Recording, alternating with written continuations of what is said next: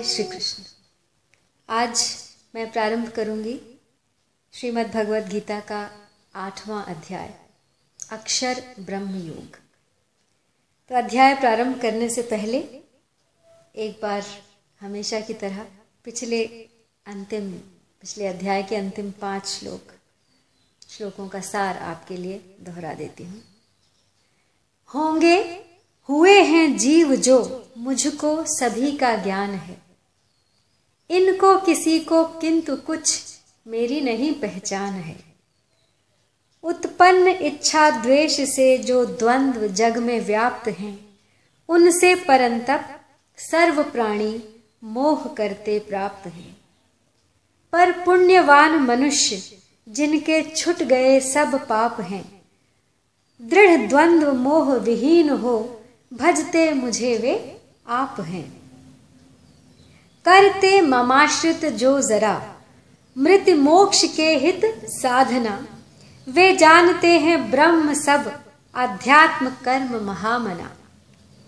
अधिभूत दैव व यज्ञ युत जो विज्ञ मुझको जानते, वे युक्त चित्त मरते समय में भी मुझे पहचानते।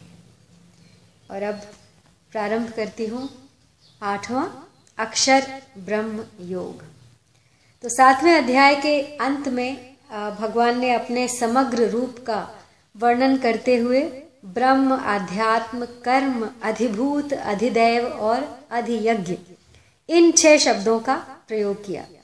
और इस समग्र रूप को जानने वाले योगियों को अंतकाल में अपनी प्राप्ति बताई। इसको सुनकर इन 6 शब्दों को स्पष्ट रूप से समझने के लिए अर्जुन अब 8वें अध्याय के आरंभ के ही श्लोक में 7 प्रश्न श्री भगवान से करते हैं। तो अर्जुन कहते हैं, किम तद ब्रह्म किम अध्यात्मम किम कर्म पुरुषोत्तमम अधिभूतं किं च प्रोक्तम् अधिदैवं किम् उच्यते। अधियज्ञः कथं कोऽत्र देहे अस्मिन् मधुसूदन, प्रयाण काले च कथं ज्ञेयो असि नियतात्मभिः। तो अर्जुन कहते हैं, हे पुरुषोत्तम, वह ब्रह्म क्या है, आध्यात्म क्या है, कर्म क्या है, अधिभूत किसको कहा गया है और अधिदैव किसको कहा जाता है। यहाँ अधियज्ञ कौन है और वह इस देह में कैसे है। हे मधुसूदन, वशीभूत अंतःकरण वाले मनुष्य के द्वारा अंतकाल में आप कैसे जानने में आते हैं। तो यहाँ पे पुरुषोत्तम किम तद ब्रह्म, यानी हे पुरुषोत्तम वह ब्रह्म क्या है, अर्थात ब्रह्म शब्द से क्या समझना चाहिए। किम अध्यात्मम, अध्यात्म शब्द से आपका क्या अभिप्राय है। किम कर्म, कर्म क्या है, अर्थात कर्म शब्द से आपका क्या भाव है। अधिभूतम च किम प्रोक्तम, आपने जो अधिभूत शब्द कहा है उसका क्या तात्पर्य है। अधिदैवम किम उच्यते, यानी अधिदैव किसे कहा जाता है। अधियज्ञः कथम कोऽत्र देहे अस्मिन्, यानी इस प्रकरण में अधियज्ञ शब्द से किसको लेना चाहिए, वह अधियज्ञ इस देह में कैसे है।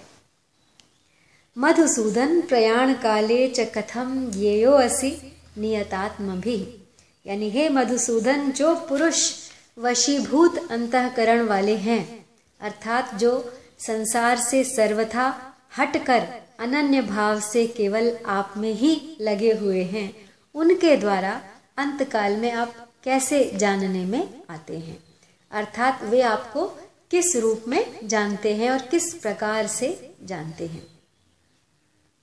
तो अब आगे के 2 श्लोकों में भगवान अर्जुन के इन 6 प्रश्नों का क्रम से उत्तर देते हैं। तो श्री भगवान कहते हैं, अक्षरं ब्रह्म परमं स्वभावो अध्यात्ममुच्यते भूतभावोद्भव करो विसर्गः कर्म संजितः।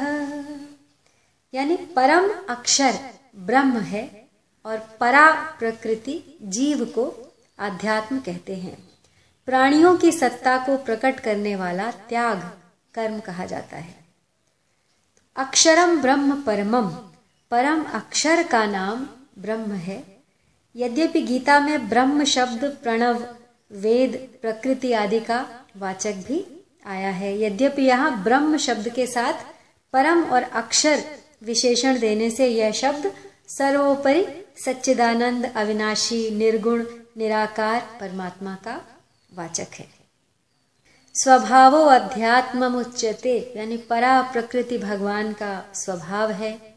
प्रकृतिम विद्धि में पराम, प्रकृति कहो चाहे स्वभाव कहो, एक ही बात है।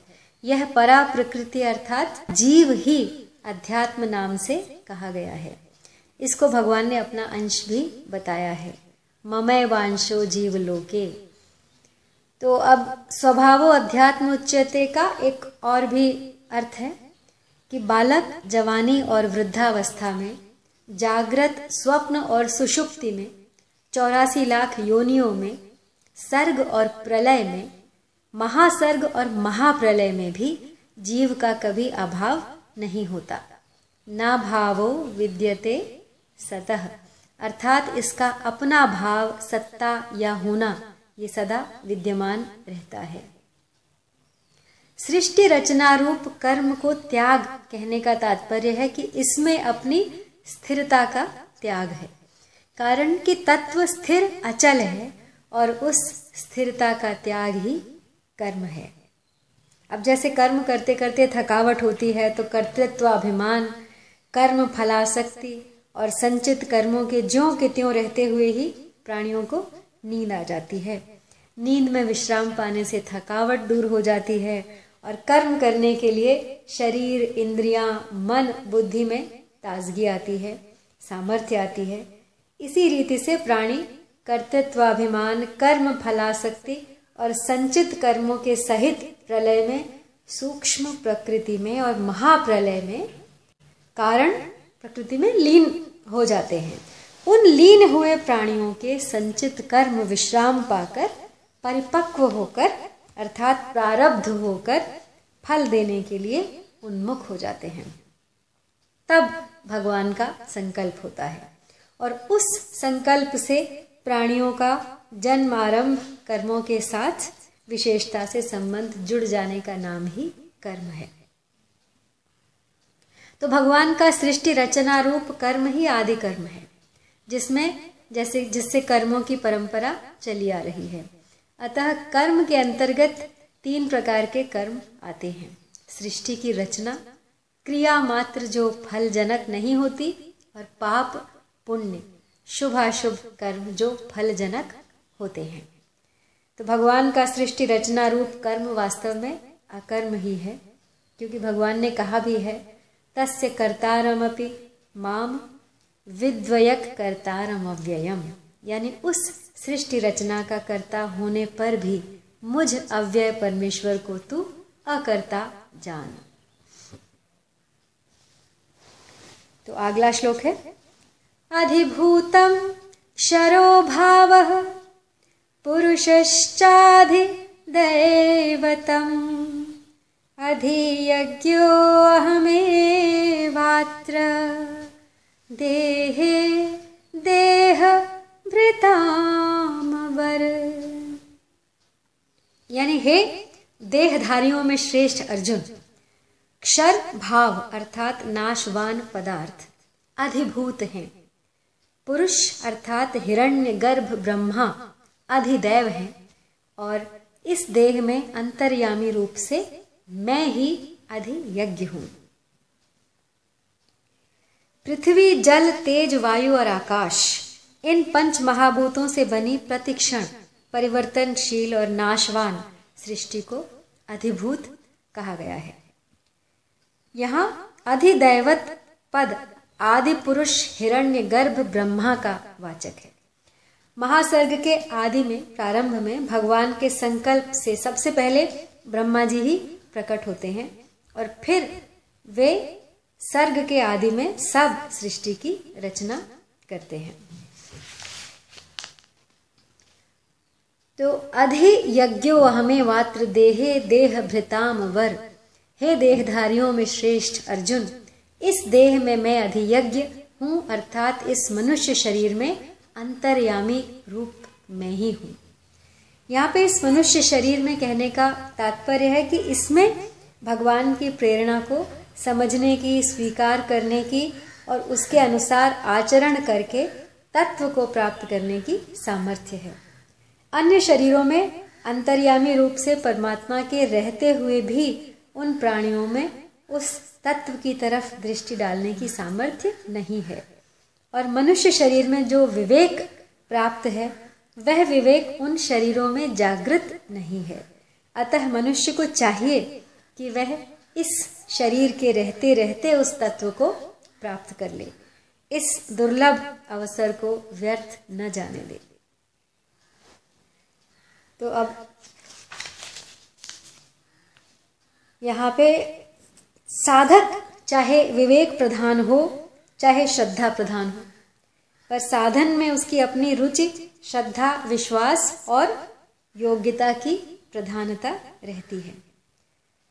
तो रुचि, श्रद्धा, विश्वास और योग्यता एक ही साधन होने से साधक को उस तत्व की समझ जल्दी आ जाती है। परंतु रुचि और श्रद्धा विश्वास होने पर भी वैसी योग्यता न हो, अर्थात योग्यता होने पर वैसी रुचि और श्रद्धा विश्वास न हो, तो साधक को उस साधन में कठिनता पड़ती है। रुचि होने से मन स्वाभाविकता ही लग जाता है, श्रद्धा विश्वास होने से बुद्धि स्वाभाविक लग जाती है और योग्यता होने से बात स्वतः ठीक समझ में आ जाती है। तो जो विवेक प्रधान साधक है वो निर्गुण निराकार को पसंद करता है और उसकी रुचि निर्गुण निराकार में ही होती है। लेकिन श्रद्धा प्रधान जो साधक है वो सगुण साकार को पसंद करता है और उसकी रुचि सगुण साकार में होती है। तो जो विवेक प्रधान साधक सम शांत तत्व में अटल स्थित होकर अखंड आनंद को प्राप्त करता है, लेकिन श्रद्धा प्रधान साधक भगवान के साथ अभिन्न होकर प्रेम के अनंत प्रतिक्षण वर्धमान आनंद को प्राप्त कर लेता है। इस प्रकार दोनों ही साधकों को जड़ता से सर्वथा संबंध विच्छेद पूर्वक चिन्मय तत्व की प्राप्ति हो जाती है और सत असत सब कुछ परमात्मा ही है ऐसा अनुभव हो जाता है। तो अब दूसरे श्लोक में अर्जुन का 7वां प्रश्न था कि अंत काल में आप कैसे जानने में आते हैं। इसका उत्तर भगवान आगे के श्लोक में देते हैं। अंत काले च मामेव स्मरन् मुक्त्वा कलेवरं यः प्रयाति स मद्भावं याति नास्ति यत्र संशयः। यानी जो मनुष्य अंत काल में भी मेरा स्मरण करते हुए शरीर छोड़कर जाता है वह मेरे स्वरूप को ही प्राप्त होता है, इसमें संदेह नहीं है। तो अंत काल में भी मेरा स्मरण करते हुए जो शरीर छोड़कर जाता है, इसका तात्पर्य हुआ कि इस मनुष्य को जीवन में साधन भजन करके अपना उद्धार करने का अवसर दिया था, पर इसने कुछ किया ही नहीं। अब बेचारा वह मनुष्य अंत काल में दूसरा साधन करने में असमर्थ है, इसलिए बस मुझे याद कर ले तो इसको मेरी प्राप्ति हो जाएगी। तो परिशिष्ट भाव यही है कि जो मनुष्य शरीर के रहते रहते अपना उद्धार नहीं कर सका, वह यदि अंतकाल में भी भगवान का स्मरण करते हुए शरीर छोड़े तो वह भगवान को ही प्राप्त होता है, इसमें कोई संदेह नहीं है। फिर जो सब समय भगवान का स्मरण करता है वह अंतकाल में भगवान का स्मरण करके भगवान को प्राप्त हो जाए, इसमें तो फिर कहना ही क्या। भगवान ने मनुष्य को अपना उद्धार करने की बहुत स्वतंत्रता दी है, छूट दी है, कि किसी तरह से उसका कल्याण हो जाए। यह भगवान की मनुष्य पर बहुत ही विशेष कृपा है जो और जीव जंतुओं पे नहीं होती। तो अंतकाल में जो मेरा स्मरण करते हैं वे मुझे प्राप्त होते हैं, पर जो मेरा स्मरण न करके किसी अन्य का स्मरण करते हैं तो वे किसको प्राप्त होते हैं, इसे अब आगे के श्लोक में बताया है। यं यं वापि स्मरन् भावं त्यजत्यन्ते कलेवरं तं तमेवैति कौन्तेय सदा तद्भाव भावितः। यानी हे कुंती पुत्र अर्जुन, मनुष्य अंतकाल में जिस जिस भी भाव का स्मरण करते हुए शरीर छोड़ता है वह उस अंतकाल के भाव से सदा भावित होता हुआ उसको ही प्राप्त होता है, अर्थात उस योनि में ही चला जाता है।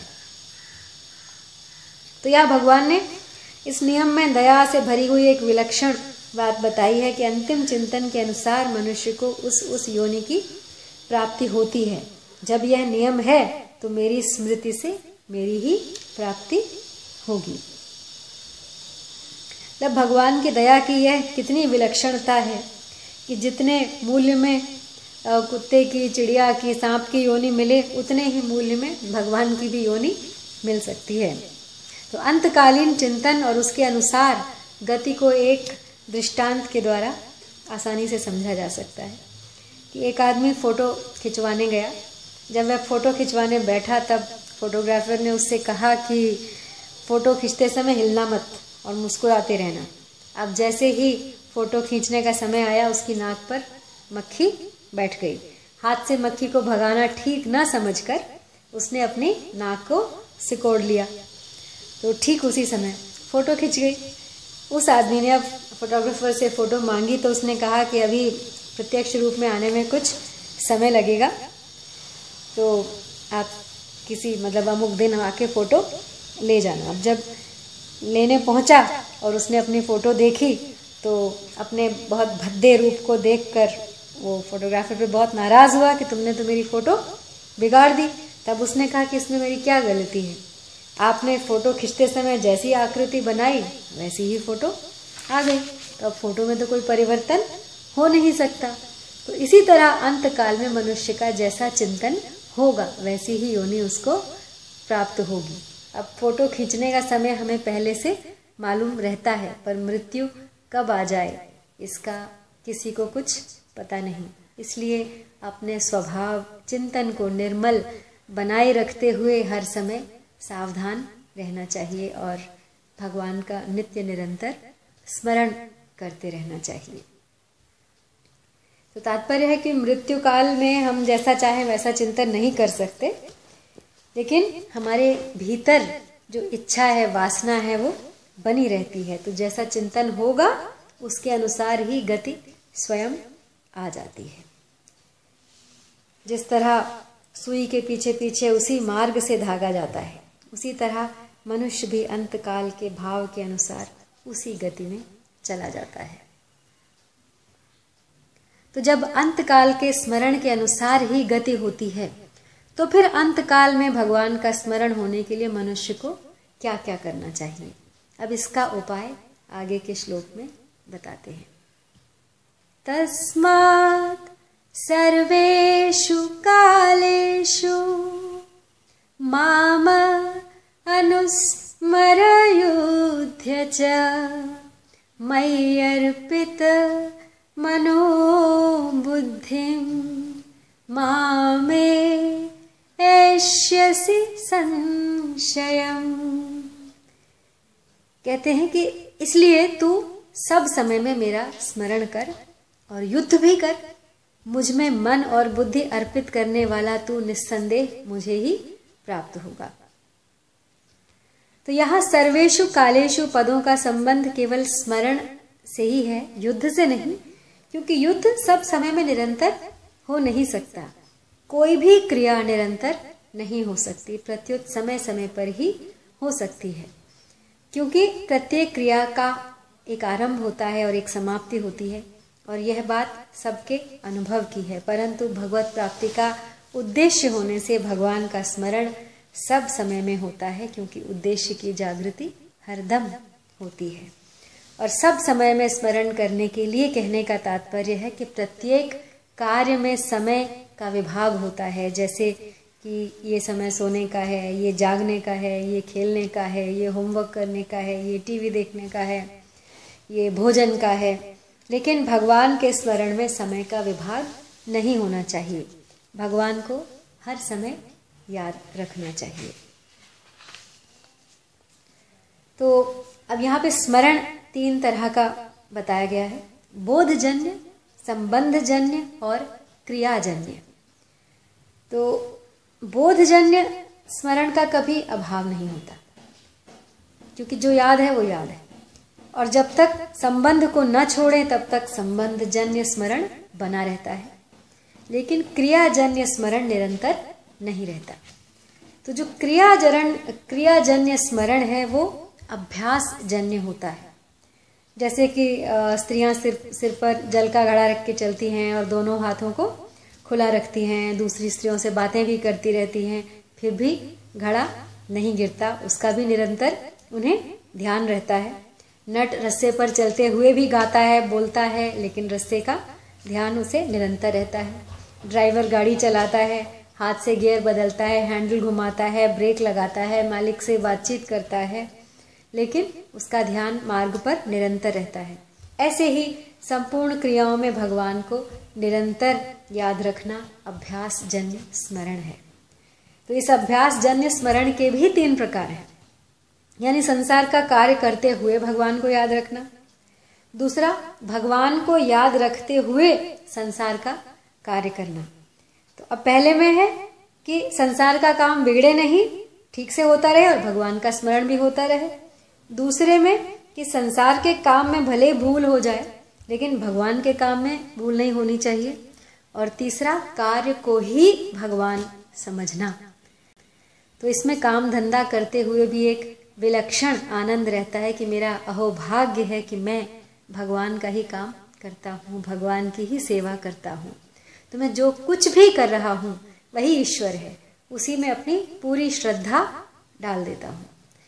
तो ऐसी इस भाव से यदि कोई कार्य करता है वो श्रेष्ठ है।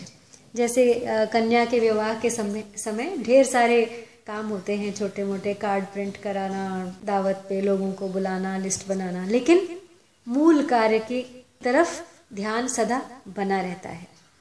तो ऐसी मीठी स्मृति ईश्वर की सदा बनी रहे, निरंतर बनी रहे, तो कहना ही क्या है। तो वास्तव में भक्त स्वयं भगवान के अर्पित होता है। स्वयं अर्पित होने से मन, बुद्धि आदि सर्वस्व अपने आप अर्पित हो जाते हैं। सर्वस्व भगवान के अर्पित होने से सर्वस्व नहीं रहता, प्रत्युत केवल भगवान रह जाते हैं। वासुदेव सर्वम। तो आज इसी भाव के साथ यहाँ समाप्त करती हूँ। उससे आगे कल, तब तक के लिए आपसे विदा। जय श्री कृष्ण।